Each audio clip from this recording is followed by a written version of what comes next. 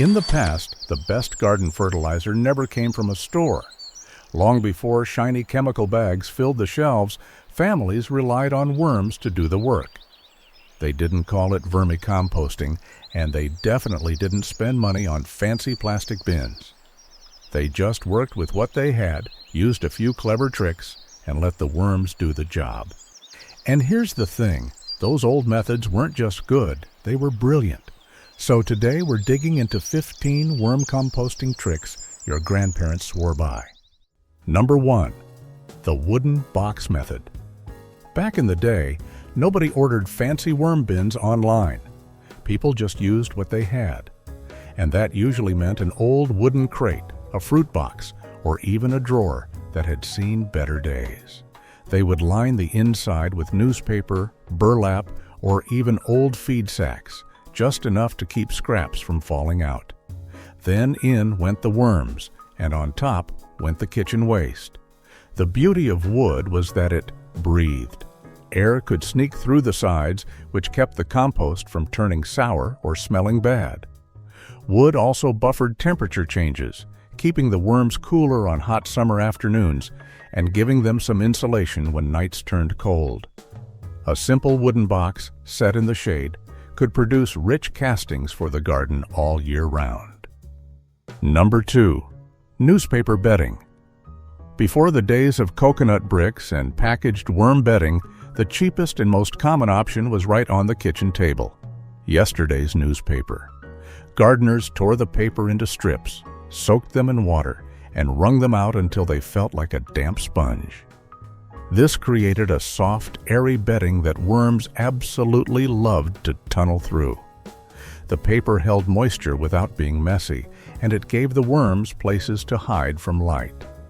Many families alternated newspaper with straw or dry leaves, adding a bit of variety so the bin didn't compact. Some even used shredded office paper once typewriters became common. The trick, everyone knew, was to keep the bedding damp but not dripping wet.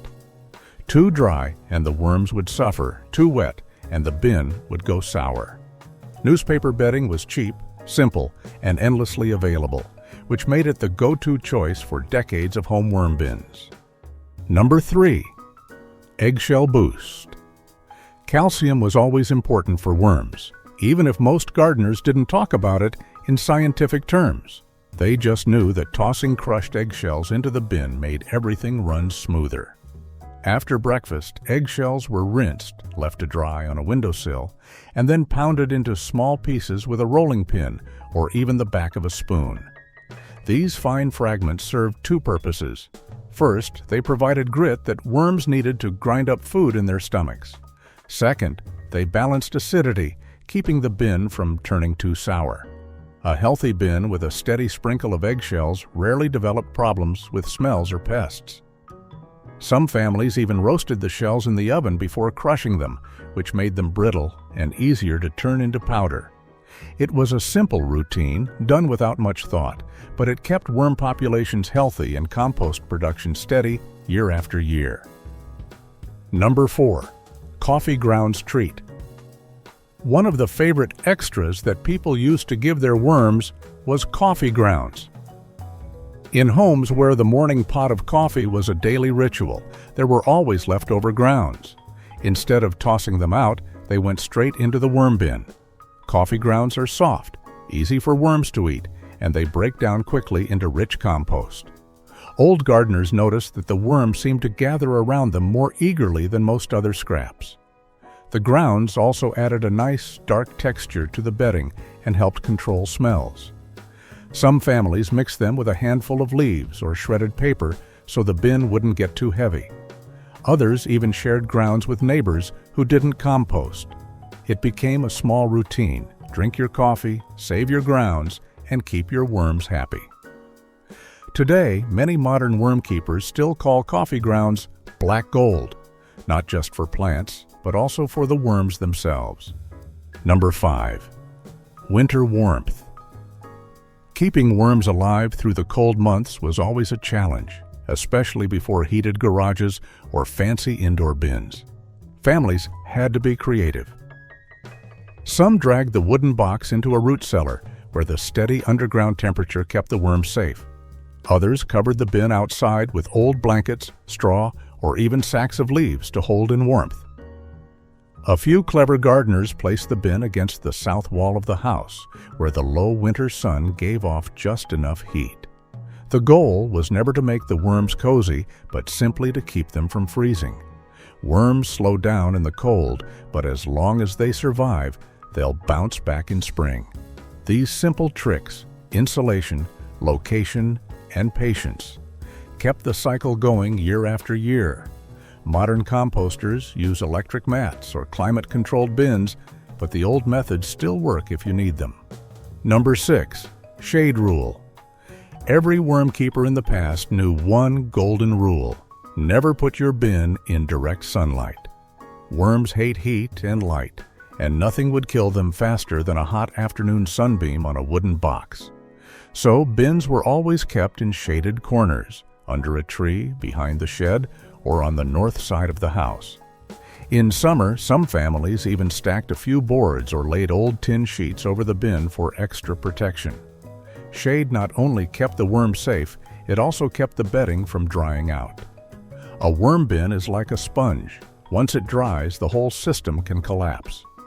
The shade rule was so well known that gardeners passed it down as advice to anyone starting fresh. Worms don't like the spotlight. Keep them cool, and they'll reward you with rich compost. Simple, clear, and still the best advice today. Number 7. Fruit scraps in moderation. Families in the past loved giving worms kitchen scraps, but they learned quickly that not all scraps were equal. Fruit peels and cores were welcome, but too much at once could cause trouble. Bananas, apples, and melons broke down fast and created lots of moisture. If the bin was small, it could suddenly turn mushy and sour. So, grandparents had a simple rule: add fruit slowly, mix it with bedding, and never overload. Citrus was added rarely, if at all, because the acidity made worms sluggish.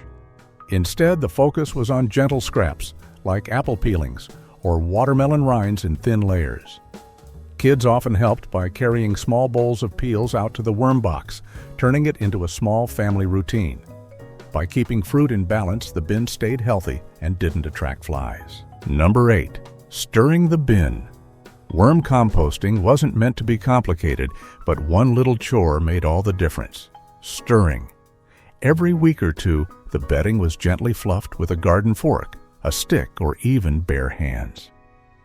This let fresh air into the middle of the bin and prevented food from clumping together. Families noticed that bins left untouched for too long began to smell or turn slimy. A little mixing solved the problem and gave worms fresh pockets of space to explore. Some people even treated it like tending a fire: give it a poke, spread things around, and it would keep working. It only took a few minutes, but it kept the bin alive and thriving. Stirring didn't just help with air, it also encouraged faster breakdown of food scraps. This small habit, done regularly, meant the compost stayed sweet, loose, and ready to use in the garden. Number 9. Harvesting the black gold. When the bedding finally turned into dark, crumbly compost, the question was how to separate it from the worms. Our grandparents had clever but simple methods. One way was to push the finished compost to one side of the box and add fresh bedding and food to the other. Slowly, the worms would migrate over, leaving clean castings behind. Another way was to dump everything on a tarp outside, shape it into small piles, and let sunlight drive the worms down. After a few minutes, the top layers could be scooped away easily. It was a slow but effective process, done maybe twice a year. The reward was worth it: buckets of rich, earthy compost ready for tomatoes, beans, or the flower beds. Gardeners called it black gold because plants always seem to grow greener and stronger after a dose. Number 10. Garden trench composting. Not every gardener had a bin. Some dug shallow trenches right in the garden and buried scraps directly under vegetable rows. Worms moved through the soil, mixing nutrients as they went, enriching the earth where plants grew. It saved time hauling compost back and forth, and each season, gardeners rotated the trenches to spread nutrients evenly. Over years, this built a naturally fertile plot without fancy tools. It was low effort, effective, and perfectly in tune with the natural rhythm of the garden. Modern gardeners often overlook trench composting, but it's one of the simplest ways to feed both soil and worms at the same time. Your grandparents didn't need gadgets. They just let nature do the work, and it worked beautifully. Number 11. Sand and grit trick. Some gardeners added a little sand or fine dirt to the bin. Why? Worms need grit in their gizzards to help grind food. Without it, scraps could sit too long and slow decomposition. Just a pinch of sand every few weeks kept things moving and made the castings more mineral-rich. It was an easy habit, second nature to anyone who had kept worms for years. This simple step made a noticeable difference. Faster compost, healthier worms, and richer soil for the garden. Modern worm keepers sometimes forget it, but it's one of those little tricks that shows how attentive care and observation can pay off big in composting. Number 12. Worm Tea Fertilizer. Long before bottled fertilizers and liquid plant feeds were everywhere, gardeners had a simple secret: worm tea. As compost broke down in the bin, a dark, nutrient-rich liquid would seep out. People didn't let it go to waste. They collected it in a bucket, diluted it with water, and poured it straight onto their garden beds. Tomatoes, peppers, and flowering plants responded quickly to this natural boost. Some families even used a simple cloth to filter out large pieces before applying, but most just let it run through as it was. Worm tea was an old, reliable trick that turned ordinary scraps into powerful plant food. Today, you'll find worm casting extract sold at high prices, but your grandparents had a free supply in every kitchen. It's simple, sustainable, and still one of the best ways to feed your plants while keeping worms busy. Number 13. Layering to control smells. One trick your grandparents never forgot was layering. Every time they added food scraps, they covered them with a layer of bedding, newspaper, straw, or dry leaves. This simple habit kept odors down and helped prevent flies from invading the bin. It also encouraged worms to move through the new layer quickly, mixing scraps with bedding and speeding up decomposition. Some families repeated the process several times a week, making it part of their routine. Modern worm keepers often overlook this, but it's an easy way to maintain a clean, healthy bin without special tools. Layering might seem basic, but it's one of the most effective old-school tricks that still works perfectly today. Number 14. Old-school moisture test. Your grandparents didn't need fancy gadgets to measure moisture. They just grabbed a handful of bedding and gave it a squeeze. If a few drops of water appeared, it was perfect. If it dripped, the bin was too wet, and if it crumbled, it was too dry. This simple, tactile method kept the worms happy and prevented issues with odors or slow decomposition. It also helped gardeners pay attention to their bins regularly, adjusting moisture and adding scraps when needed. Modern moisture meters are fine, but nothing beats the simplicity and reliability of the squeeze test. It's hands-on, intuitive, and exactly how people maintained healthy, productive worm bins for decades. Number 15. Rotating scraps. Instead of dumping all kitchen scraps in one spot, many old-school gardeners rotated their additions across the bin. They would place new scraps in one corner or layer, then the next day add to another side. This simple rotation encouraged worms to move throughout the bin, spreading nutrients evenly and preventing any section from getting too acidic or compacted. It also reduced odors and minimized the risk of attracting pests.